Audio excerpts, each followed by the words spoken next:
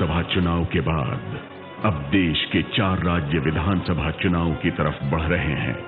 लोकसभा चुनाव जीतने वाली बीजेपी की ये पहली बड़ी परीक्षा है। चुनाव के बाद कैसे बदलेगी इन राज्यों की सूरत? एबीपी न्यूज पर पेश है घोषणा पत्र। नमस्कार। जब किसी कद्दावर राजनीतिक शख्सियत की विरासत को आगे बढ़ाने वाली बात हो तो बहुत बड़ी चुनौती हो, और खासकर मरहूम बाला साहब ठाकरे की विरासत को आगे बढ़ाने वाली बात। यह विरासत, इसका जिम्मा, इसका बोझ आज उद्धव ठाकरे के कंधों पर है। और इत्तेफाकन आज शिवसेना अपने राजनीतिक वजूद को लेकर भी एक बहुत ही कड़ी चुनौती का सामना कर रही है। आज घोषणा पत्र में हमारे बीच उद्धव ठाकरे साहब हैं। इससे पहले कि मैं उन्हें मंच पर आमंत्रित करूं, आइए देखते हैं उनकी राजनीतिक करियर पर यह रिपोर्ट।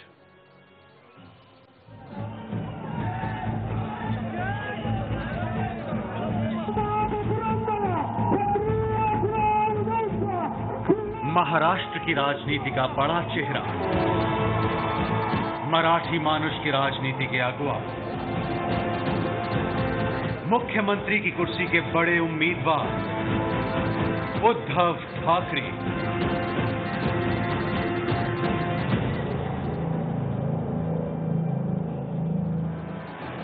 चौवन साल के उद्धव ठाकरे को राजनीति विरासत में मिली।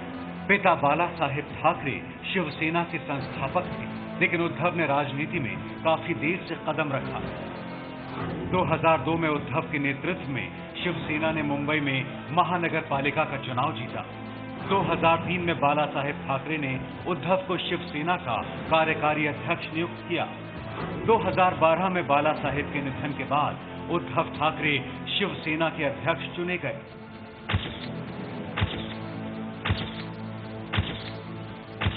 उद्धव ठाकरे को बचपन से फोटोग्राफी का शौक है। उद्धव को वाइल्ड लाइफ फोटोग्राफी में महारत है और उन्होंने महाराष्ट्र की ऐतिहासिक जगहों को आसमान से अपने कैमरे में कैद किया है। उनकी बेहतरीन फोटोग्राफी की एग्जीबिशन मशहूर जहांगीर आर्ट गैलरी समेत कई जगहों पर लग चुकी है।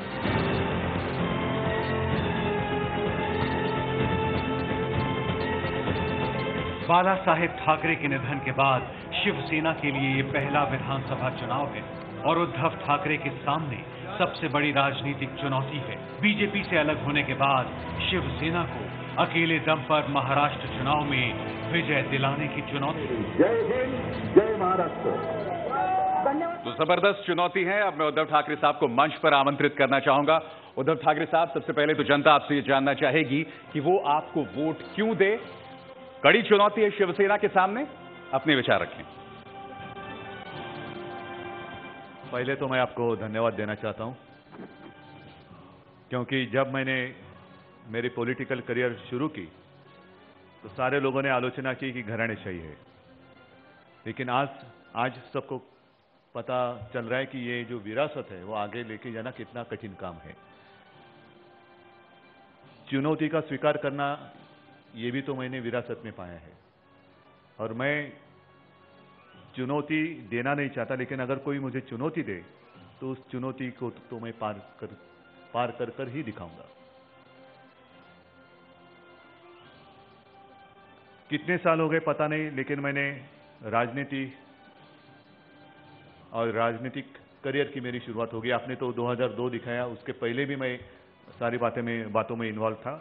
97 की भी महापालिका के जो चुनाव हुए थे, उसके पहले विधानसभा हुए थे। इन शिवसेना अपने बलबूते पर आज खड़ी है, और मैं यही कहता हूं, जिस विरासत की बात आपने की, बाला साहब की विरासत, वही विरासत, हिंदुत्व की विरासत, महाराष्ट्र की विरासत आगे मैं लेके जा रहा हूं। शिवसेना महाराष्ट्र की अपनी पार्टी है, महाराष्ट्र के लिए लड़ने वाली, हिंदुओं के लिए लड़ने वाली ये अपनी पार्टी है, और बाला साहब को तो सारे लोग जानते हैं, मानते हैं।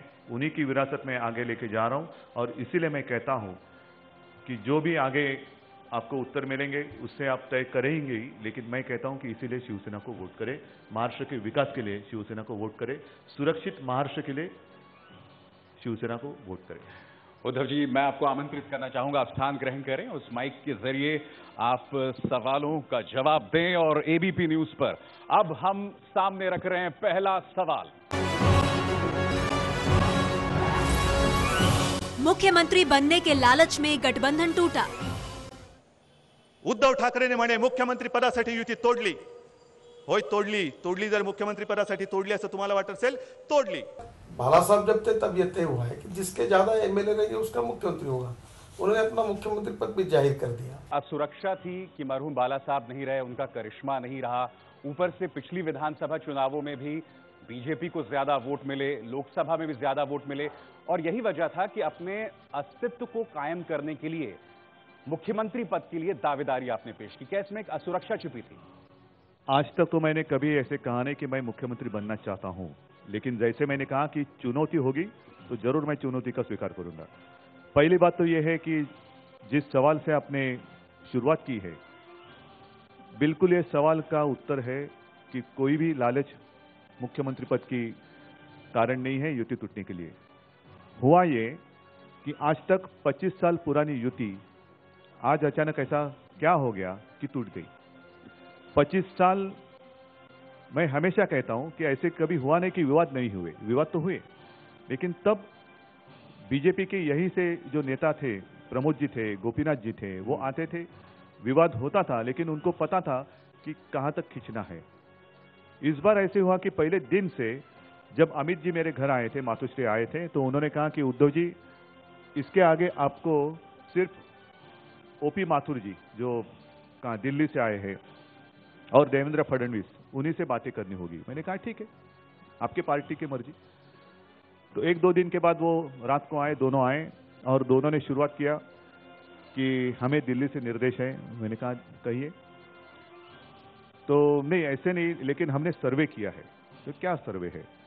नहीं, सर्वे ऐसा है कि कुछ सीटें जो आप लड़ रहे हो आज तक कभी जीते नहीं हो और आज भी लड़ोगे तो भी नहीं जीतेंगे, और इसीलिए महायुति का नुकसान नहीं होना चाहिए, इसलिए ये सीटें अगर हमें आप दे दें तो युति का भला होगा। मैंने कहा चलो, युति की भलाई। दूसरे दिन आ गए, मैंने कहा कौन सी सीटें हैं? तो उन्होंने शुरुआत की, 40-41 सीटें ऐसी दे दी, जैसे जलगांव शहर है, फिर ठाणे सिटी है, फिर जहां से हमारे उम्मीदवार लगातार जीतते आए हैं ऐसी सीट्स, और कुछ सीट्स ऐसी थी जो सीट्स हम कुछ 1000, 2000, 3000 वोटों से पिछली बार हारे थे। तो मैंने कहा ये क्या मजाक है, ये कौन सा सर्वे, कौन सी एजेंसी है आपकी सर्वे की, ये कौन सा सर्वे है? फिर मैंने माथुर साहब से अलग दूसरे कमरे में जाकर बात की। मैंने कहा माथुर साहब, आप सीरियस प्रपोजल दे दो, गंभीरता के साथ बात करो, ये मजाक की बात करो मत। तो उन्होंने कहा नहीं उद्धव जी देखो, उनका कहना बार बार ये था दिल्ली से निर्देश है, दिल्ली से निर्देश है।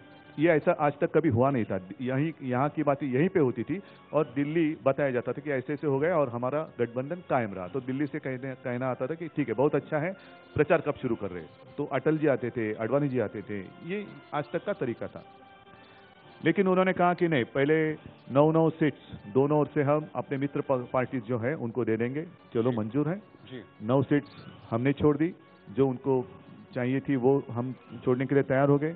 9 सीट्स आप छोड़ो और बाकी जो सीट्स रहती है 288 माइनस 18 270, तो शुरुआत हो गई 135 होनी चाहिए। ये कौन सा तरीका है? 135 ये लॉजिक क्या है? किस बेस पर आप, किस आधार पर कर रहे हैं? नहीं, ये दिल्ली का कहना है। मैंने दिल्ली आपके लिए, मेरी पार्टी मैं चलाता हूँ, दिल्ली का निर्देश आपके लिए, मेरे लिए नहीं, हमारे लिए मैंडेट है। मैंने कहा ये बात संभव नहीं है। 34 सीट्स मतलब पूरी मुंबई, मान लो पूरी मुंबई जितना इलाका मैं छोड़ दूं और उसमें 5 सीट्स मिलाएंगे तो गोवा स्टेट हो गई। तो इतनी सारी सीटें किसी भी पार्टी को छोड़ना अचानक संभव नहीं होता है और कोई भी नहीं छोड़ सकता। तो मैंने आगे जाकर यह कहा कि चलो मैं मेरी 9 सीट छोड़ रहा हूं। तो 169 से, एक तो पहले पिछली बार हमने 1 सीट के बदले 2 सीट्स बीजेपी को ज्यादा दी थी, 1-to-1 एक्सचेंज होता है, तो 1 के सामने 1, तो मैंने 1 के सामने 2 दी थी, इसलिए हमारे पास 169 और 119 उनके पास रही। तो मैंने कहा मैं मेरी 9 सीट छोड़ता हूं, आप आपकी छोड़ो, मैं आऊंगा 160 पर, आप आओगे 110 पर। 9 सीट जो आपकी कम होगी वो 9 सीट्स मैं मेरी ओर से आपको देता हूं, 9 सीट्स आपको देता हूं। इस बीच में एक ऐसी बात होगी कि आप सारे लोगों को पता है, लोकसभा चुनाव के दरमियान सारे मित्र पक्षों को, पार्टी को सीट्स देने के बाद, मतलब हमारी सीट है, शिवसेना जो लड़ती है 22 सीट, वो हम और अन्य राज्यों में और सारी मित्र पार्टी है उनको उनका वो बंटवारा होने के बाद बीजेपी के पास 300 से ज्यादा सीट्स थी, 325 या 350 कुछ सीट्स थी। तो सबका सपना नरेंद्र भाई प्रधानमंत्री बनाने का था, वो एक सपना जो सच्चाई में उतर कर आया है। इस दरमियान उन्होंने शुरू किया मिशन 272, तो हमने कभी उसका विरोध नहीं किया, हम सब साथ में हैं, तो ये मिशन 272 क्या बात है, ये कैसे आप कर सकते हैं, कभी हमने सवाल नहीं उठाया। बीजेपी ने शुरू किया मिशन 272, कामयाब हो गए भगवान की दया से। तो हमने भी सोचा कि हमारे पास 169 सीट्स है, तो चलो आप ही ने राह दिखाइए, हम मिशन 150 करते हैं। मैं मेरे पार्टी का चीफ हूं, मैं मुख्यमंत्री बनना चाहूं नहीं चाहूं, लेकिन मेरे पार्टी का मुख्यमंत्री बनना चाहिए, ये अगर मैं सोचता हूं तो उसमें गलत क्या है? उद्धव जी आप एक फिर आपने क्यों सीटें ज्यादा मांगी? क्या आपका सपना नहीं था मुख्यमंत्री होने का? आपके पार्टी का मुख्यमंत्री होना चाहिए, आपको नहीं लग रहा है? सबको लगता है, तो मेरा क्या गुनाह है, मेरा क्या अपराध है? इससे पहले कि मैं पहला सवाल करूं, एक चीज जो आप बार बार कह रहे हैं कि दिल्ली ने कहा है, दिल्ली ने कहा, ऐसे वो कहते आए, नेता कह रहे थे, आपको क्या हैरत है? क्योंकि अब जबकि बीजेपी पूरी तरह से मोदीमय हो गई है, Modi equal to BJP equal to Modi, तो क्या आपको हैरत में डालता है? नहीं, ऐसे नहीं बात। आज तक की जो मैंने बात बताई कि यहाँ से प्रमोद जी आया करते थे, गोपीनाथ जी आया करते थे, पिछली बार नितिन जी भी थे, जिनको महाराष्ट्र की पूरी जानकारी है और वो प्रैक्टिकल है। ऐसे कोई नेता आकर अगर बात करे जिनको महाराष्ट्र की पूरी एक जानकारी है, कहां से कौन कितना ताकतवर है, ये पूरा स्पष्ट है। चलिए, अचानक कोई आकर बात करना शुरू करे तो उनके साथ बातचीत ही नहीं हो सकती, और वो फिगर पर अड़े रहेंगे। 135 नहीं तो 140, 130, 140, ये क्या है? बाजार भाव चल रहा है क्या? चलिए, और ऐसा गठबंधन नहीं होता है।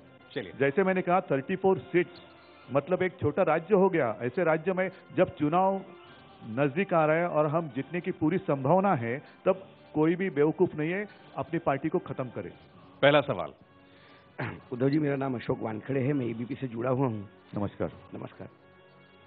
सवाल ये है कि जब आप ये कह रहे हैं कि बार बार दिल्ली से निर्देश दिए जा रहे थे, उनके पास जा रहे थे और ये गठबंधन टूट गया, और आपने अभी कहा अपने संबोधन में कि अब महाराष्ट्र में शिवसेना अकेली खड़ी है। बिल्कुल। जब महाराष्ट्र में शिवसेना अकेली खड़ी है तो फिर शिवसेना बीजेपी के गोद में दिल्ली में क्यों पड़ी है? इसलिए पड़ी है क्योंकि वो गोद सिर्फ उनकी नहीं है। जब दिल्ली के चुनाव हुए थे तो महायुति का प्रचार हुआ था, जितने सारे सांसद विजयी हुए हैं उसमें महायुति के वोट शामिल है। और आप ऐसे मत समझिए कि बीजेपी की जितने सारे सांसद आए हैं चुनकर, उनके लिए शिवसेना ने काम नहीं किया। शिवसैनिकों ने भी मेहनत की है, दिन रात मेहनत की है, पसीना बहाया है, और जितने शिवसेना के मतदाता है उनके भी वोट उनमें शामिल है। तो अगर गोद से बाहर निकलना है तो मैं निकलने के लिए तैयार ही हूं। पिछले 4 दिन पहले मैंने कह भी दिया है, लेकिन अगर शुरुआत करनी है तो सारे लोग इस्तीफा देकर फिर से लोगों के सामने जाए। नहीं, मगर उद्धव जी नहीं, क्योंकि ये सवाल का जवाब उत्तर इतना आसान नहीं है। ये मुझे पता है कि अगर हम सपोर्ट विड्रॉ करें तो उनको कुछ भी फर्क नहीं पड़ने वाला। तो सब कुछ उन्हीं का है और शिवसैनिकों का कुछ काम ही नहीं है, शिवसेना के मतदाता ही नहीं है, ये मानना पहली गलत फहमी।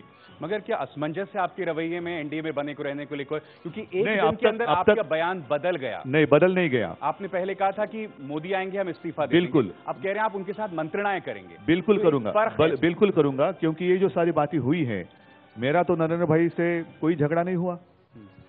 मैंने तो कल भी कहा है कि नरेंद्र भाई प्रधानमंत्री बनना एक सपना सच्चाई में उतर कर आया, वो हमने देखा, वो हमारा भी सपना था।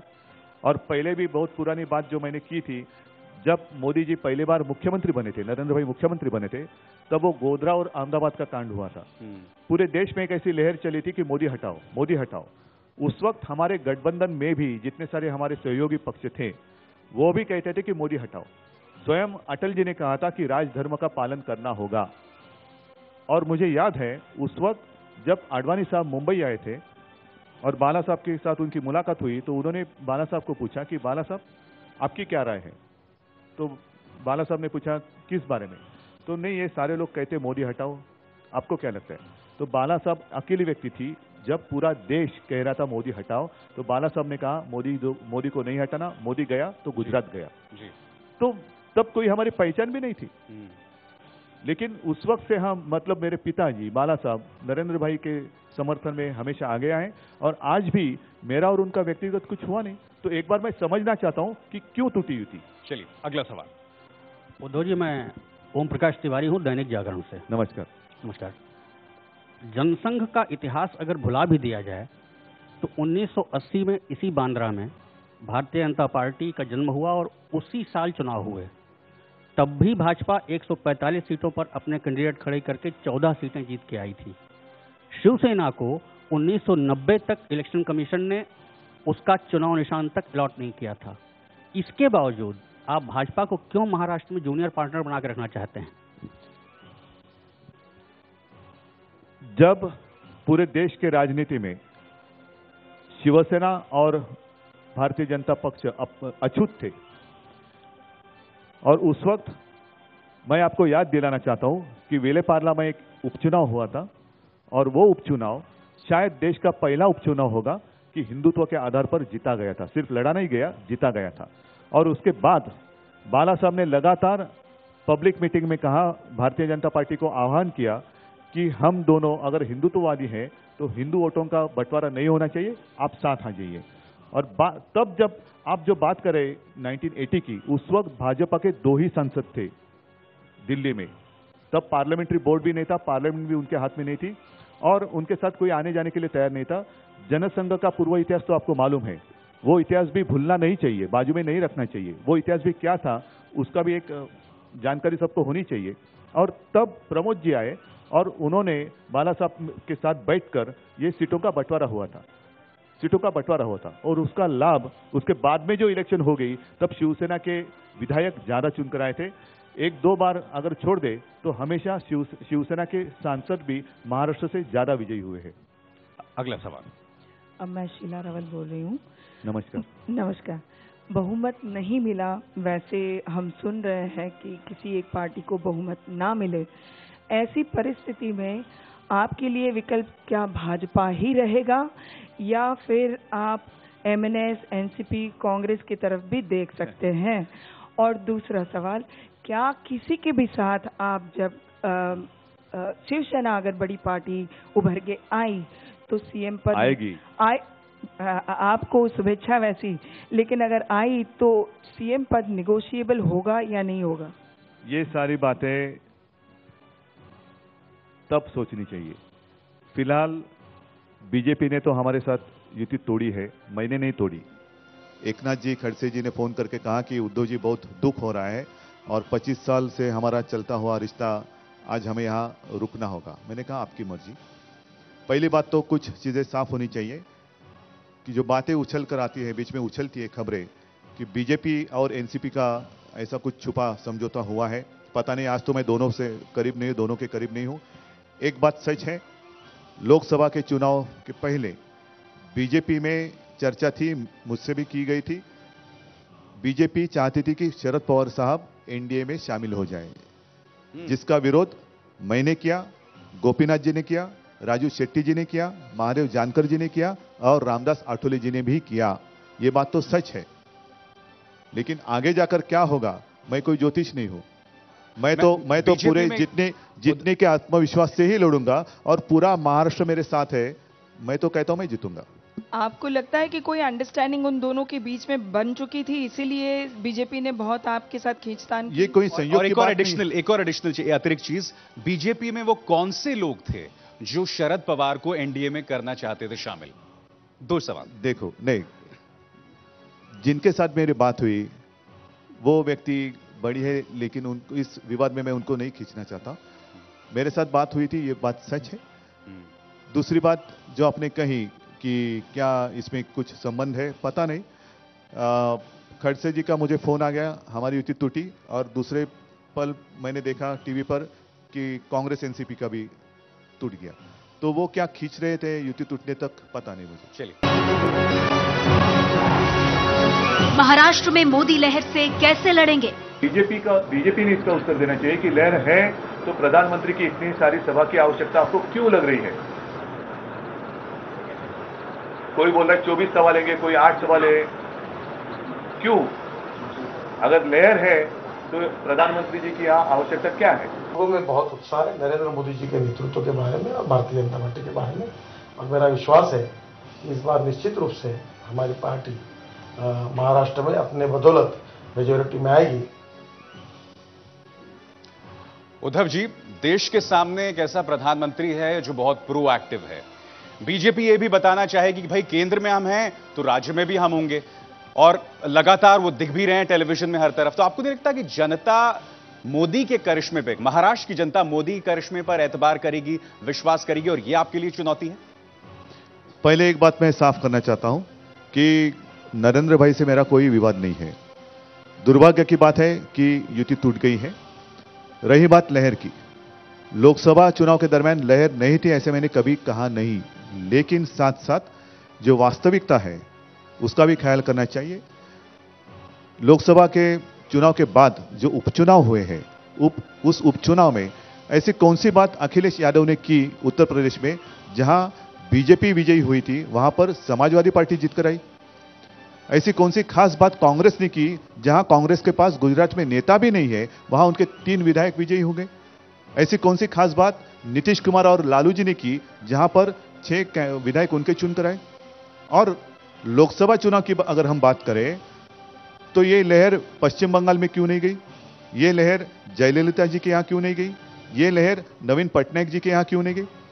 तो ये वहां की जो प्रादेशिक एक बात होती है, प्रदेश की बात, जैसे ये सारे लोग एक बार बार कह रहे हैं शिव छत्रपति का आशीर्वाद चलो मोदी जी के साथ, तो महाराष्ट्र चल पड़ा था। आज तक कभी इतिहास में ऐसे हुआ नहीं है कि जो विरोधी पक्ष है उनको महाराष्ट्र ने इतना बहुमत दिया है। 48 में से 42 सांसद महाराष्ट्र ने दिए, तो मोदी के साथ महाराष्ट्र चल पड़ा था, लेकिन आपने साथ छोड़ी है महाराष्ट्र की। और अब महाराष्ट्र का मुख्यमंत्री होना चाहिए। जो कांग्रेस में बात चलती थी, हमेशा कुछ हो गया तो दिल्ली क्या कर रही है, दिल्ली क्या कहती है, दिल्ली का फोन आ गया तो यहां के लोग कांपते थे, तो यही परंपरा बीजेपी चालू करेगी या रखेगी, तो कांग्रेस और आप में फर्क क्या है?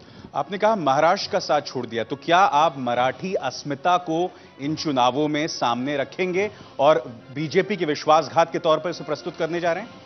ये तो एक अंडरकरंट चल रहा है, ये मैं नहीं कह रहा हूं, ये पूरे महाराष्ट्र का एक ऐसा मन बन गया है कि ये अपने साथ धोखाधड़ी हुई है। ये पूरे महाराष्ट्र की एक भावना होगी। अगला सवाल। उद्धव जी, ये कहा गया था जब युति टूटी तो पितृपक्ष के कौवे उड़ गए हैं, और शहीदों के, मुंबई के लिए जो शहीद हुए 105, उसके ऊपर थूक के लोग चले गए हैं। तो क्या कहीं आपको लगता है कि ये मुंबई के लिए जो लोग लड़े थे यहाँ महाराष्ट्र में जो शहीद हुए थे, कहीं मुंबई महाराष्ट्र से छीनने का प्रयास हो रहा है, या कोई गुजरातीकरण, बीजेपी का गुजरातीकरण हो रहा है?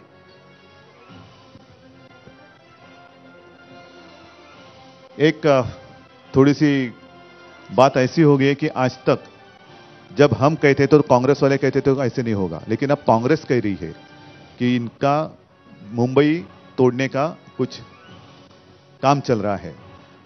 पता नहीं, कांग्रेस का केंद्र का अनुभव बहुत ज्यादा है, तो उनके पास कुछ जानकारी हो सकती है। एक बात तो स्पष्ट है, बीजेपी ने जाहिर किया है कि वो महाराष्ट्र को तो तोड़ेंगे, छोटे छोटे राज्य बनाएंगे, वो तो उन्होंने कह भी दिया है। और शायद ये भी एक कारण हो सकता है कि शिवसेना इसको होने नहीं देंगी, और इसलिए शिवसेना अब साथ ना रहे तो अच्छा है, सरकार हम बनाएंगे, दिल्ली में बहुमत है तो महाराष्ट्र को हम तोड़ेंगे, तो ये भी एक हो सकता है।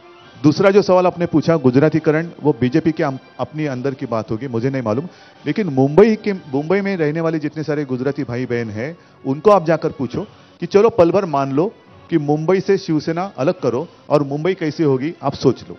सोच सकते हो क्या? मुंबई बचाने के लिए कौन आएगा? जी, जो 92-93 में हुआ था तो शिवसेना ने मुंबई बचाई थी। अगर शिवसेना नहीं होती तो सिर्फ मराठी नहीं, बाकी सारे हिंदू भी मुंबई में नहीं बचते, ये तो सच है। और इसीलिए आप सारे लोगों को पूछो, मुंबई और शिवसेना अलग करके आप कैसे जिएंगे, मुझे बताओ। मुंबई और शिवसेना और महाराष्ट्र और शिवसेना। उद्धव जी, एक सीधा सवाल मेरा आपसे ये है कि मरहूम प्रमोद महाजन और मोदी जी की प्रतिद्वंद्विता राजनीतिक सर्कल्स में जग जाहिर है, राजधर्म वाला एपिसोड जो था, इसके अलावा सुषमा स्वराज प्रधानमंत्री पद के लिए उपयुक्त हैं, उसमें शिवसेना का एक बयान था। मैं एक सीधा सवाल आपसे पूछना चाहता हूं, क्या आपको लगता है कि प्रधानमंत्री मोदी आपको पसंद नहीं करते हैं? ऐसा कुछ है क्या? मुझे नहीं लगता। एक बात में अच्छा किया आपने सवाल पूछा। 2012 की जून जुलाई की कुछ बात होगी, एक दिन अचानक मुझे बाला साहब ने कहा कि वो तो उम्र के हिसाब से उन्होंने कहा, अरे सुषमा कहाँ है, सुषमा क्या कर रही है? मैंने कहा क्यों? तो बोले नहीं वो आ सकती है क्या? मैंने कहा पूछता हूँ मैं। तो मैंने फ़ोन किया सुषमा जी को, मैंने कहा सुषमा जी बाला साहब आपको याद कर रहे हैं, तो उद्धव भाई मैं आ जाती हूँ। और वो 2-4 दिन में आ भी गई। जब बातें हो गई, और वो दिन ऐसे थे कि नरेंद्र भाई अपने गुजरात की इलेक्शन की कैंपेनिंग की तैयारी करने जा रहे थे। मतलब वो मुख्यमंत्री बनने की तैयारी में लगे हुए थे, शुरुआत भी नहीं हुई थी कैंपेनिंग की, उन दिनों की ये बात है। और फिर अपनी ओर से अपना प्रधानमंत्री कौन बनेगा, ये एक सवाल था। नरेंद्र भाई का नाम उस वक्त प्रधानमंत्री के दौड़ में था भी नहीं। सुषमा जी आई, बाकी सारी बातें हो गई। अचानक बाला साहब ने कहा सुषमा मैं आज तुम्हें आशीर्वाद देना चाहता हूं। तो हाँ बाला साहब आशीर्वाद चाहिए। तो उन्होंने सर पर हाथ रखा और कहा कि सुषमा तू प्रधानमंत्री बन जा। तो वो भी चौंकी, बाला साहब ये आप क्या कह रहे हैं? तो नहीं मेरे आशीर्वाद है, मेरे आशीर्वाद है। अब सोच लो पल भर के लिए, ये मेरे सामने हुई घटना है। उसके बाद तो बाला साहब भी उसी मतलब 2012 में नहीं रहे, फिर आहिस्ते आहिस्ते फिर उसी दिसंबर में नरेंद्र भाई मुख्यमंत्री बन गए। फिर नरेंद्र भाई का नाम आहिस्ते आहिस्ते प्रधानमंत्री की रेस में आ गया। और जब समय आ गया तो राजनाथ जी ने मेरे से बात की, नरेंद्र भाई ने मुझसे बात की, और मैंने कहा कि ये आप करो, मैं आपके साथ हूं। और जिस दिन उन्होंने नरेंद्र भाई का नाम का ऐलान किया, मैंने शायद मेरी पार्टी पहली पार्टी होगी कि नेक्स्ट मोमेंट शिवसेना ने उसका समर्थन किया। अगला सवाल। उद्धव जी, मैं उमेश। एक आज सामना में भी एक खबर छपी है और वैसे भी आई है कि गुजरात की जो मुख्यमंत्री है आनंदीबेन पटेल, उन्होंने कहा यहाँ के व्यापारियों को कि मुंबई में तो ट्रैफिक होता है, यहाँ क्या पड़ा है, आप गुजरात चलिए। महाराष्ट्र के मुख्यमंत्री से भी हमने बात की थी, वो भी कह रहे थे कि कई सारी संस्थाएं गुजरात जा रही है। आप भी क्या सोचते हैं? नहीं, ये गलत बात होगी ऐसी होगी तो, क्योंकि सिर्फ इसमें व्यापारी या गुजराती ऐसे लेबल लगाना ठीक नहीं है। लेकिन जो बरसों से यहाँ, सदियों से यहाँ रहते आए हैं, और जैसे दूध और शक्कर के जैसे हम घुल मिल गए हैं, तो उनको अलग करना अच्छी बात नहीं होगी। जो भी कुछ कमी है वो इस सरकार की नाकामयाबी है, और उसके कारण उनके ऊपर अगर ये बात आती होगी तो ये गलत बात है। और इसीलिए मैं कहता हूं इन सारे लोगों का विश्वास शिवसेना पर है। आइए अब रुक करते हैं हमारे अगले सवाल का।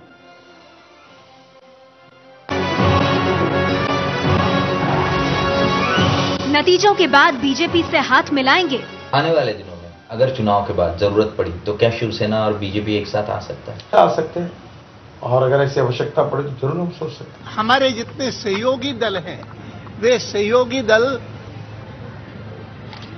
प्रदेशों में है, उनकी ताकत प्रदेशों में है। उनकी सरकार अगर बनेगी तो प्रदेशों में बनेगी, जबकि भारतीय जनता पार्टी के ऊपर ये जवाबदारी है कि हमारी सरकार केंद्र में हमारी ही बन सकती है। आडवाणी जी, गडकरी जी, इनके ताल्लुकात मोदी जी से क्या रहे हैं जग जाहिर है। मेरा प्रश्न आपसे यह है कि देवेंद्र फडणवीस ये बात नहीं कह रहे हैं, अमित शाह ये बात नहीं कह रहे हैं। मैं आपसे पूछना चाहता हूं, क्या चुनावों के बाद गुंजाइश है कि आप साथ आ सकते हैं? ने पहले मुझे उत्तर मिलना चाहिए कि युति क्यों तोड़ी। जब कोई कारण मिले तो युति होगी नहीं होगी उसका उत्तर मैं दे सकता हूं। शिवसेना के साथ युति आपने तोड़ी। हरियाणा में तो कुलदीप बिश्नोई का नाम उन्होंने डिक्लेयर किया था कि ये हमारा अगला मुख्यमंत्री बनेगा, लोकसभा के पहले। और लोकसभा के बाद उनके साथ भी कुछ खींचातानी की, युति तोड़ दी, और अब कुलदीप बिश्नोई भी इनके साथ लड़ रहे हैं। तो दिक्कत कहां दिखाई दे रही है आपको नए नेतृत्व में? क्या ऐसा लग रहा है आपको प्रधानमंत्री एक कोई नेता होना चाहिए हाँ, जो अपनी पार्टी की नीति आगे कैसे लेके जानी चाहिए, नीति क्या होनी चाहिए। आज आप कह रहे हैं कि आगे जाकर हम साथ में आ सकते, तो पहले साथ क्यों छोड़ी, उसका उत्तर क्या है? तो चलो पल भर मान लो कि ऐसी जैसे आपने कहा कि थोड़ी सीटें हमें कम पड़ेगी तो बीजेपी क्या स्वीकार करेगी? नहीं, आपका मुख्यमंत्री और हम आपके साथ रहेंगे। तो फिर आज क्यों छोड़ा? तो क्या मुख्यमंत्री बनने का और मुख्यमंत्री बनाने का आपका सपना नहीं है? मैं सपना देखूं तो वो गलत है, आप सपना देखे तो क्या करूं मैं? मतलब आप सपना नहीं, देख मतलब रहे आप नहीं, मैं सपना, हाँ मैं सपना देख रहा हूं। मेरे अच्छे महाराष्ट्र का सपना मैं देख रहा हूं, और वो देखना मेरा अधिकार है। कोई कुछ भी कहे, मैं मेरे महाराष्ट्र का विकास का सपना देखूंगा, कोई कुछ भी कहे। अगला सवाल, आइए रुक करते हैं।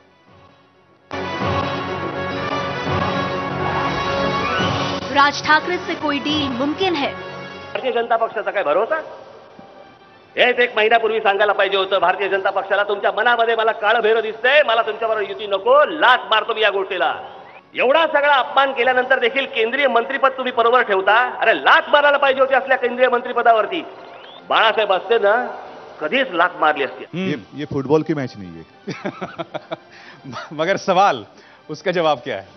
मैंने कहा नहीं, कोई फुटबॉल की मैच नहीं है. ये दूर से कहना बहुत आसान होता है. चलिए सर नमस्ते, मेरा नाम हरि सिंह राजपुरोहित है. मेरा आपसे सीधा सवाल है कि 25 सितंबर को आपने गठबंधन छोड़ा, तोड़ा मैं नहीं बोलूंगा, मैंने नहीं, बीजेपी ने छोड़ा है. उसके बाद 1 तारीख को नितिन गडकरी जी का बयान आता है कि चुनाव के बाद हम वापस साथ में जाते थे. दिल्ली की सत्ता में आप उनके साझीदार हो, साथ में मुंबई की बीएमसी की सत्ता में बीजेपी आपके साझीदार है. एक तरह से ये कहा जाएगा कि 25 तारीख तक के लिए सिर्फ इलेक्शन इंटरवल ही है, गठबंधन टूटा नहीं है, सिर्फ छूटा है. जैसे मैंने कहा कि मेरी ओर से तो कोई दिक्कत नहीं थी. मैंने आपको बताया, साफ साफ बताया को कितने सीट्स चाहते थे, जो देना किसी भी पार्टी के लिए संभव नहीं है. किसी भी पार्टी को संभव नहीं है कि अचानक 34 सीट्स छोड़ देना. ये कोई अपने बर्थडे केक नहीं है कि कोई आकर कहे कि आपने इतनी सीटें दे दो तो चलो हैप्पी बर्थडे करके मैं केक काट कर दे दूं. वहां हर पार्टी और हर पार्टी के कार्यकर्ता अपना पसीना बहाते हैं, अपना खून बहाते हैं और एक एक चुनाव क्षेत्र डेवलप करते हैं. तो ऐसे उनकी मेहनत पर मैं पानी नहीं छोड़ सकता. सत्ता आएगी, जरूर आएगी, इलेक्शन आते जाते तो रहते हैं, लेकिन मैं मेरी पार्टी को कमजोर नहीं होने दूंगा. हम तो एक ही राज्य में हैं, पूरा देश आपके लिए हमने छोड़ दिया है, तो कम से कम हमारा घर तो हमारे लिए छोड़ो. हमारे घर में तो हमें ठीक से रहने दो. वहां भी आप अंदर अंदर अंदर कितने अंदर आओगे? उद्धव जी नमस्कार, मैं श्वेता. नमस्कार. अभी अपने घर महाराष्ट्र की बात हो रही थी, तो आगे जितना मुझे लगता है युवाओं पे हम फोकस करेंगे. तो युवाओं के लिए आपका क्या एजेंडा है, कैसे आप उनको मोबिलाइज करने का सोच रहे हैं? बाप रे, ये तो पूरा मेरा विजन डॉक्यूमेंट आपको बताना होगा. नहीं, युवाओं के लिए भी बहुत सारी योजना है. जैसे अभी अपना ये प्रोग्राम शुरू होने के पहले मैंने मराठी में प्रोग्राम किया आप ही के साथ, तो उसमें ये सारी बातें मैंने विस्तार से कही है.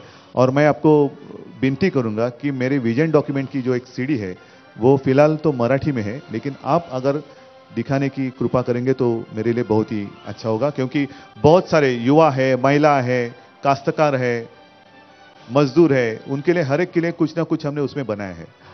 आपने युवाओं का जिक्र किया और एक विडंबना है कि लगातार शिवसेना कांग्रेस के वंशवाद की आलोचना करती रही, मगर अब आदित्य हैं, वो लगभग आपकी कमान संभालते दिख रहे हैं, युवा सेना के अध्यक्ष हैं. और यह आरोप भी लगाया जाता है आप पे कि आपके यहां किचन पॉलिटिक्स होती है. तो आपको नहीं लगता एक विरोधाभास दिखाई देता है? आप किचन मतलब ऐसा है, सब जब बाहर जाकर थक कर आते तो खाने के लिए तो किचन में आना ही पड़ता है. बाहर जाकर रोज तो खा नहीं सकते. मगर क्या सियासी फैसलों में घर के लोग जो सियासत में प्रत्यक्ष तौर पर नहीं है, उनका अहम किरदार है आपकी पार्टी में? नहीं, आप कहना क्या चाहते हैं? क्योंकि किचन कैबिनेट तो इंदिरा जी की भी थी, वहां भी अपने यहाँ के बड़े बड़े लोग जैसे वसंतराव साठे वगैरह वो भी उसमें शामिल थे. तो किचन में कितने शेफ है? इटालियन, इंडियन, पंजाबी, ये सारा तो उसके ऊपर वो निर्भर होता है. लेकिन किचन कैबिनेट से शिवसेना नहीं चलती. हमारे जो भी निर्णय होते हैं हम बातचीत करते रहते हैं, शिव सैनिकों के साथ बातचीत करते रहते हैं. ऑफ कोर्स आप सारे लोगों से जो खबरें आती रहती हैं वो सारे देखकर फिर थोड़ा सोच समझकर हम जो हमें सही लगता है वो हम करते हैं. अगला सवाल. मेरा नाम अनिल गलगली है. नमस्कार. जिस तरह से आपने कहा कि युति आपने नहीं तोड़ी, तो जो ओम माथुर का आपने नाम लिया, जो शिवसेना से जो सॉफ्ट कॉर्नर रखते हैं राजनाथ सिंह, सुषमा स्वराज, इन लोगों को न भेजते हुए जो अमित शाह ने जो ओम माथुर को भेजकर कहीं ना कहीं तो छेद लगाने की कोशिश की, तो आपके मुताबिक ये युति तोड़ने में सबसे बड़ा विलेन, खलनायक कौन है? और अमित शाह को लेकर आपके विचार भी काफी अहम रहे हैं. मैं सच कहूं, लोकसभा के विजय के बाद आज तक तो मैं एक ही बार वो संसद के सेंट्रल हॉल में गया हूं, और उस वक्त जब भीड़ थी तब अमित जी स्वयं सामने आए और बहुत ही खुशी से गले मिले. अरे उद्धव जी कैसे हो, वगैरह वगैरह सब बातें हुई. और फिर जब उन्होंने उनका पदभार संभाला तो मैंने उनको फोन किया था. तब उन्होंने कहा जब भी मैं मुंबई आऊंगा मैं आपके घर आऊंगा. अच्छी बात है, मतलब उनके साथ भी मेरा कोई विवाद नहीं है.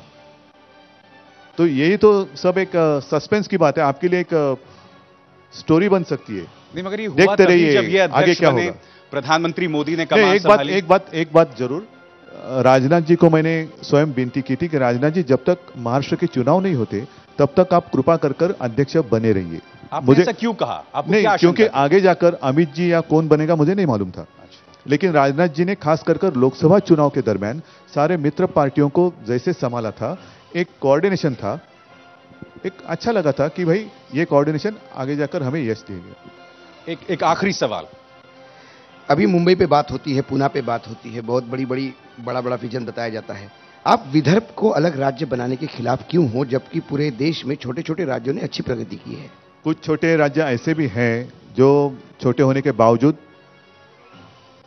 कुछ चीज जैसे नक्सलिज्म हो या और कुछ चीजों से वो परेशान है, और विदर्भ अलग करने की आवश्यकता नहीं है।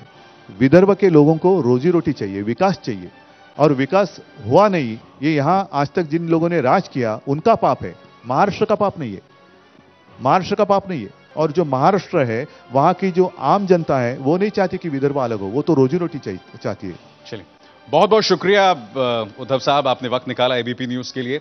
और बाला साहब की विरासत को संभालना एक आसान नहीं है, और मुझे एक फिल्म का डायलॉग आता है कि with great power comes greater responsibility. शायद उद्धव जी का आज जो धर्म संकट या एक अस्तित्व है कहीं ना कहीं इस एक संवाद के आसपास है। मैं इसे संकट नहीं मानता, ये तो अपॉर्चुनिटी है। बहुत बहुत शुक्रिया। तो घोषणा पत्र में इसी तरह से खास मेहमानों का सिलसिला जारी रहेगा। नमस्कार, धन्यवाद, जय महाराष्ट्र।